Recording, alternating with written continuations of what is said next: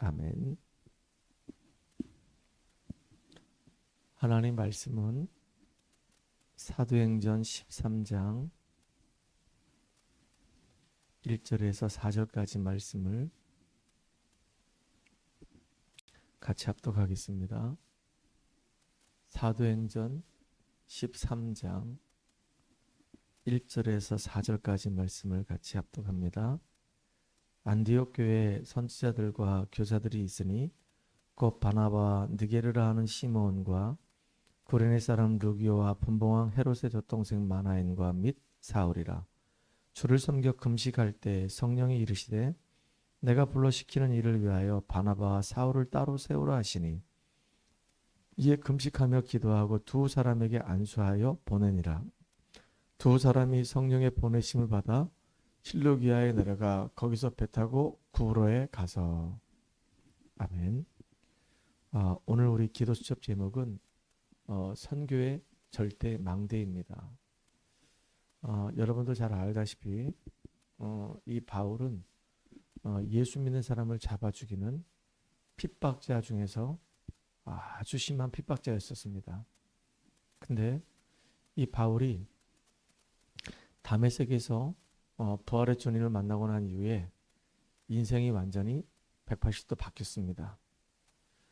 그동안 바울은 참 많은 것들을 가지고 있었고 많은 사람들 앞에 자랑할 것이 참 많았고 또 주변에 있는 많은 사람들이 바울을 보고 굉장히 부러워했던 그런 사람이었었습니다. 그런데 이 바울 자신은 그렇게 많이 배웠고 그렇게 많이 가지고 있고 그렇게 자랑할 게 많았음에도 불구하고 남들이 알지 못하는 영적인 문제 때문에 늘 시달렸던 겁니다. 그거를 해결하는 방법이 뭐였냐면은 예수 믿는 사람을 괴롭히고 그들을 핍박하고 그들을 잡아 죽이는 그 일에 앞장서는 거였단 말이에요. 그랬던 이 바울이 다메섹에서 부활의 주님 만난 겁니다. 자기 자신의 인생 문제에 대한 완전한 해결자이신 그리스도를 만나게 된 거예요. 구약에 정통했던 사람이었기 때문에 예수님 만나고 난 이후에 구약에 그렇게 예언했던 그 메시아가 바로 예수님이시구나라고 인생에 결론 내리게 된 겁니다. 그런데다가 그 다메섹 지역의 아나니아라고 하는 이 제자를 통해서 이제 복음을 듣게 되고 또 하나님께서 왜 자기 자신을 이렇게 구원의 이 놀라운 축복 속에 불러주셨는지 그 이유를 깨닫게 된 거예요. 이방인들과 임금들과 이스라엘 자손들을 위해서 택한 나의 그릇이다. 이게 이제 바울의 정체성이거든요. 하나님이 바울을 부르신 이유거든요. 그때 이후로 이 바울이 하나님 앞에 엎드려 기도하다가 이제 복음을 더 선명하게 이렇게 깨닫게 되는 겁니다. 근데 스데반의 일로 인해서 흩어진 무리들이 이제 안디옥에 모이게 됐고 또 예루살렘 총회에서는 그 안디옥 교회에 바나바를 파송하게 된 겁니다. 그리고 이 바나바가 다소에 가서 이 바울을 불러서 함께 안디옥에서 같이 말씀 사역을 하는 겁니다. 진짜 큰 응답을 보게 된 거예요. 그 흩어진 무리들을 이 바나바, 이 바울이 기도하면서 그들을 한 명 한 명 이렇게 양육을 하기 시작하는 겁니다. 주의 손이 함께하고 주의 은혜가 보이고 심지어 그들이 그리스도인이라고 하는 칭호를 받게 되고 너무 큰 응답을 받게 된 거예요. 딱 1년만 사역했는데 하나님이 그렇게 큰 응답을 준 겁니다. 근데 이 바울의 이 가슴 속에는 그 안디옥 교회에서 주신 그 응답 그 하나만 가지고 만족이 안 되는 거예요. 하나님의 더 큰 계획을 보게 되는 겁니다. 이방인들과 임금들과 이스라엘 자손들에게 이 복음을 증언하기 위해서 하나님 나를 불러주셨는데 이 안디옥에서 일어나는 이 역사만 가지고는 내가 만족할 수가 없다. 나는 전 세계 237가 저 5천 종족을 향해서 복음을 증거해야 되겠다. 이렇게 결단하게 된 겁니다. 우리가 237 저 5천 종족 꼭 가야지만이 선교사가 아닙니다.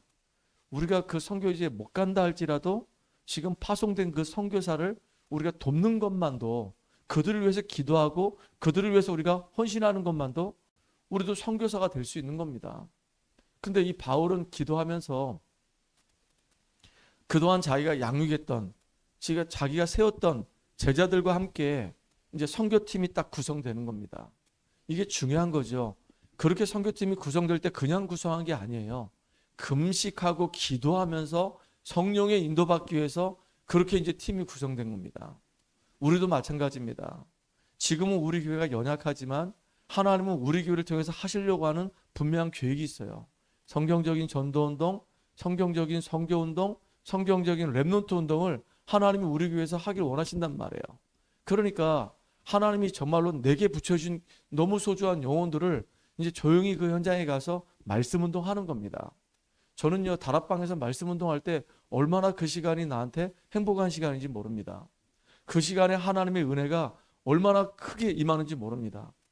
정말로 그 한 시간 한 시간이 너무너무 귀한 시간이야. 한 사람 한 사람이 정말로 복음으로 이렇게 탁 세워지는 시간이기 때문에 진짜 그 시간이 나한테는 기다려지고 그 시간이 나한테는 너무너무 행복한 시간입니다. 물론 이렇게 우리가 새벽 예배 드리고 추 예배 드리고 금요 예배 드리고 주일날 예배 드리는 이 시간도 너무너무 중요한 시간이죠. 근데 현장에서 영적인 싸움 해가면서 그 현장에서 말씀 증거할 때 야, 그 시간만큼은요 정말로 짜릿짜릿한 시간이 없다니까요. 너무너무 중요한 시간이에요. 거기서 일꾼들이 이게 세워진단 말이에요. 그러면 이제 시간이 지나서 이렇게 많은 다락방이 열리게 되고 그런 다락방을 통해서 중요한 제자가 세워지게 되면 그 제자들을 딱 중심으로 해서 이제 시간 날 때마다 지역을 이제 순회하면서 캠프하고 현장에서 우리가 영접운동도 보고 전도운동하고 이제 양육도 하고 이런 실제적인 일들이 우리에게 일어나야 된단 말이에요. 이런 응답들을 우리가 봐야 될 거 아니겠습니까?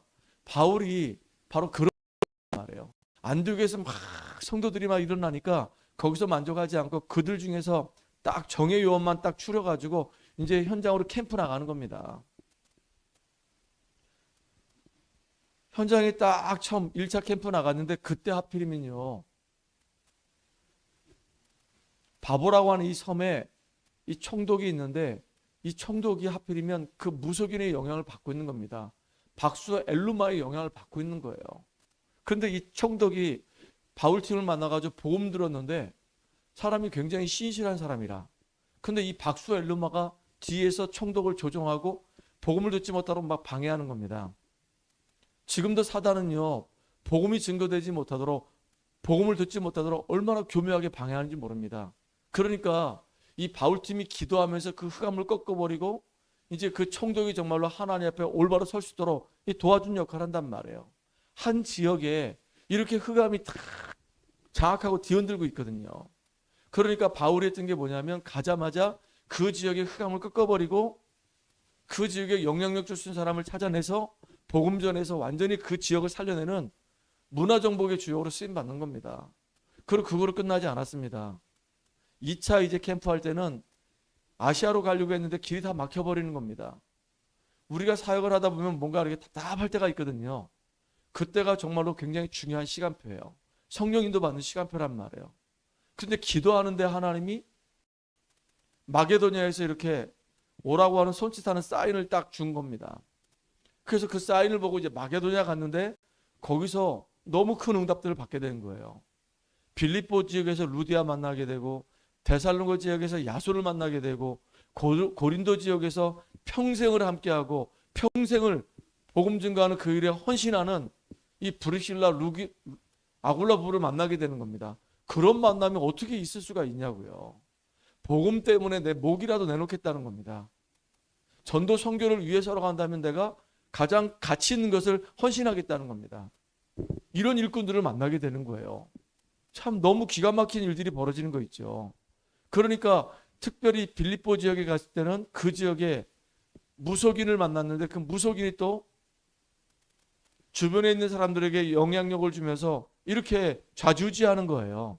그 무속인이 또 복음 듣고 주님 앞에 돌아오는 일이 벌어지는 겁니다. 흑암이 다 꺾여지는 역사가 일어나는 거예요. 참 이게 감사한 일이잖아요. 그러니까 바울은 벌써 큰 그림을 가지고 있는 거예요. 나는 안디옥에서 일어난 그 역사만 가지고는 난 만족할 수가 없다. 전 237, 5천 정적을 향해서 난 인도받아야겠다. 그래서 이렇게 한 걸음 한 걸음 성령 인도 따라서 하나님 나라를 이뤄가는 겁니다. 그리고 나중에는요, 이 바울팀이 이제 3차 전도행할 때는 에베소로 가게 된 겁니다.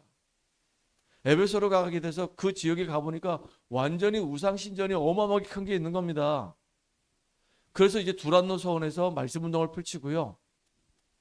그 제자들만 따로 불러 모아가지고 이제 회당에서 들어가서 말씀 운동하다가 제자들만 따로 불러 모아서 두란노 소원에서 2년 동안 말씀 운동했는데 아시아에 사는 사람이 다 복음을 듣더라 그랬어요.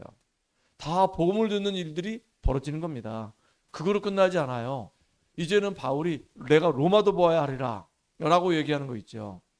그러니까 그 당시에 최고의 강대국이 로마였거든요. 로마의 이제 황제가 가이사 아닙니까?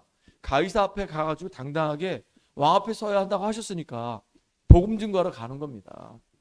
그리고 중요한 일꾼들을 이제 곳곳마다 다 이제 파송하는 겁니다. 바울이 지나왔던 그 모든 현장마다 다락방이 열리게 되고 그 다락방 현장이 이제 나중에 그 지역을 살리는 교회가 되어지고 이제 중요한 일꾼들을 파송해가지고 그 교회를 다스릴 수 있는 이런 응답들을 누리는 겁니다. 이런 전체 그림 속에서 한 걸음 한 걸음 최고의 응답을 누리는 주역으로 이렇게 쓰임 받은 겁니다. 우리가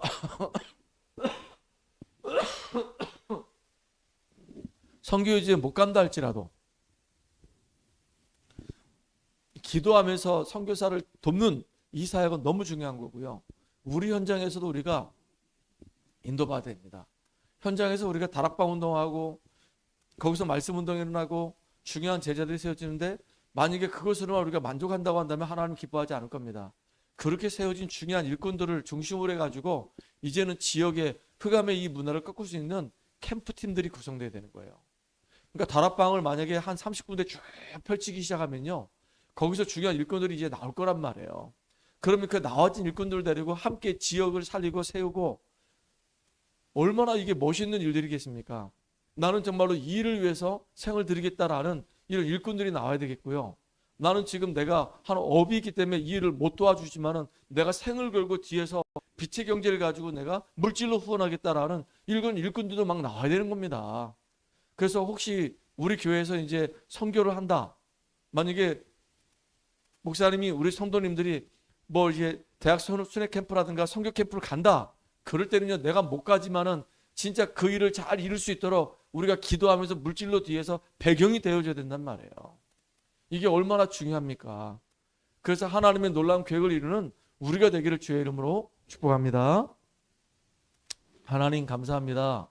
하나님의 소원은 237과 저 5천 종족 속에 있습니다. 우리가 이 복음을 깨닫게 됐고 이제 이 복음을 누리고 있는데 우리가 선교지를 가지 못한다 할지라도 정말로 파송된 선교사를 위해서 기도하며 물질로 헌신할 수 있는 믿음의 사람들로 설 수 있도록 주님 인도해 주시옵소서. 바울은 핍박자였습니다.